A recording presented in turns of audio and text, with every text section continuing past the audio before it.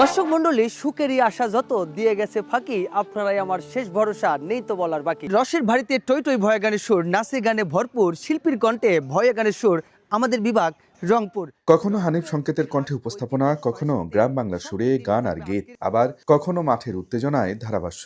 একজন মানুষ অথচ একাধিক কণ্ঠ।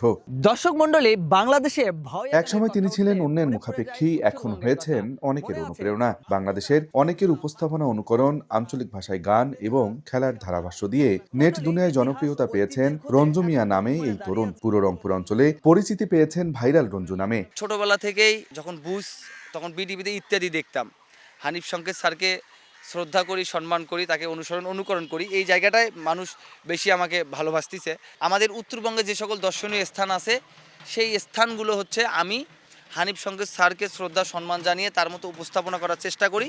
সেই জায়গার যে একটা ইতিহাস আছে বা কালচার আছে, এই জায়গাটার কি ইতিহাস, সেইটা আমি আমার ভিডিওর মাধ্যমে তুলে ধরি। আরে ভাগিনা গেইছে হে গাইবান্দা, আরে কিনিয়ে আনছে ভাগনা কলার কান্দা।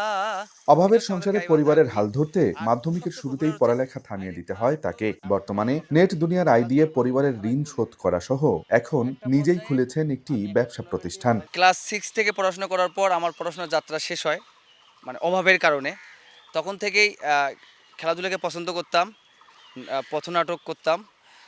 এক পর্যায়ে একটা টুর্নামেন্টে আমি যখন ধারাবিবরণী পছন্দ করতাম, ধারাবিবরণী দিতাম। একটা টুর্নামেন্টে ধারাবিবরণী দেওয়ার জন্য যাই, সেখানে একটা মেহেদী হাসান মুন্না নামে ভাই বলে যে আপনার ভয়েস অনেক সুন্দর, আপনি নাটকও করেন, আপনি একটা পেজ খোলেন। তো পেজ খুলে নেওয়ার পরে আমি যে একটা ফোন দিয়ে ভিডিও করব, সেই ফোনটাও আমার ছিল না। বিভিন্ন জনার কাছ থেকে বিভিন্ন সময় ফোন নিয়ে ভিডিও বানাইতাম। তো এক পর্যায়ে আমাদের ইউনিয়নের চেয়ারম্যানের কাছ থেকে ফোন কিনে নেই।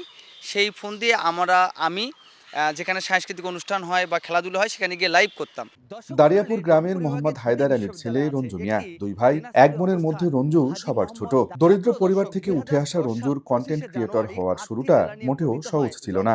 আমি আমার এই ফেসবুকের ইনকাম দিয়ে আপনি বলেন, চেষ্টা করি অসহায় মানুষের পাশে দাঁড়ানোর জন্য সামর্থ্য অনুযায়ী। আগে নিজের পরিবার, তারপর মানুষ। আমি আমার একটা ছোট্ট কাপড়ের শোরুম দিছি, বাবা মাকে ঋণ থেকে রক্ষা করছি, পরিবারকে হাসি মুখে রাখতে পারছি। এখন নিজে ইচ্ছা মতো চলতে পারতেছি। এখন যখন মন চাইলে যখন তখন সে ফোন ব্যবহার করতে পারি। এই সব কিছুর কৃতিত্ব হচ্ছে আমাকে যারা ভালোবাসেন, আমার যারা ভিডিওগুলো দেখেন, তাদের কৃতিত্ব। প্রতিভা থাকলে মঞ্চ লাগে না, একটা মোবাইল ক্যামেরাই বদলে দিতে পারে জীবন। গাইবান্ধা সদরের ভাইরাল রঞ্জু তারই এক জীবন্ত উদাহরণ। নদীর স্বপ্নটাতে নাও বান্ধা। আব্দুর রশিদ জীবন, সময় সংবাদ, রংপুর। সমৃদ্ধি নিয়ে থাকবে আজকের এই ভিডিও।